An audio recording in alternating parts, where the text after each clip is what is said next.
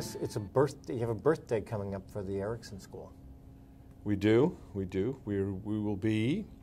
Our official founding date is 2005, though we didn't really get operational until 2007. So we'll call it good, 9 years. 9 years is good. One needs a gestation period, after all, for things to develop. Good things take time. And when you think that, really, they had to create the curriculum with a blank sheet of paper and get approval. It made some sort of sense. Clearly, we've evolved a lot since then. Yeah. Our influence, I think, is spreading. Our influence both on the campus and in the country is spreading. So yeah, it's been good. Well, I tell you, from my point of view, I'm always excited when something new comes into being, especially when something good, like the Erickson School. And for me, I think the biggest thing that makes the Erickson School different is how you weave together different perspectives. I know there are a lot of disciplines that will address one piece or the other piece, and I think the Erickson School really brings the different perspectives together. Any thoughts for you on how that has impacted our graduates, or what kind of influence that's had over them? Sure. We had this idea of integrating aging management and policy knowledge to produce a kind of fourth perspective, which is the synthesis of them. And I think it's affected our graduates in a number of ways.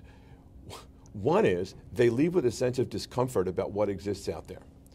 And we have to balance our giving them this enthusiastic send-off about go change the world, and then they find a world that you and I both know is not quite that way. Changed, not eager for change. Right. Yeah. But they're finding organizations that are eager for change, and we're getting more and more inquiries about send me an Erickson graduate to work in my organization and so on. I think they've taken on some very difficult problems and applied the lens that we talk about. So we're seeing more of that. And I think it's also informing the work of colleagues in other parts of UMBC. For example, doing research on using sensor technology to combine different discrete measures into a frailty index. And then how would that inform not only care, but policy?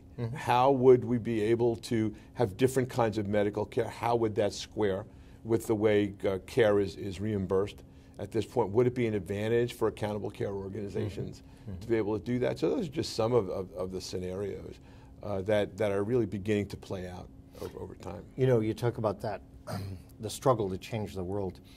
I really feel like the Affordable Care Act, all of the press is about the exchanges and the health insurance market.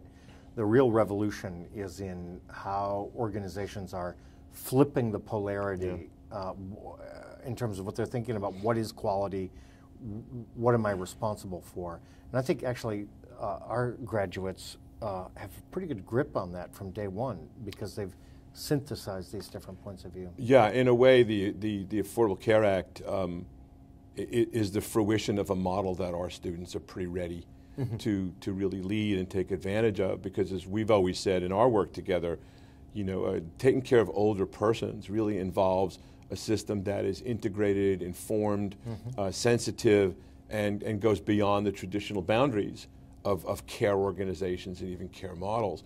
Certainly, you know, as a geriatrician, you know and you teach about something like syndromes, and geriatric syndromes defy departmental barriers. They take multiple expertises to figure out what's going on.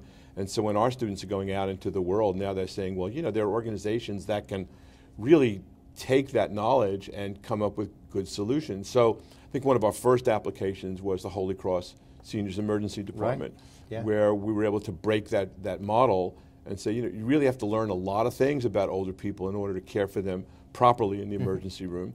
And what they've gotten is better results, and that model has spread through the hospital and into the community. So I think we're beginning to see some good impact of what we're doing.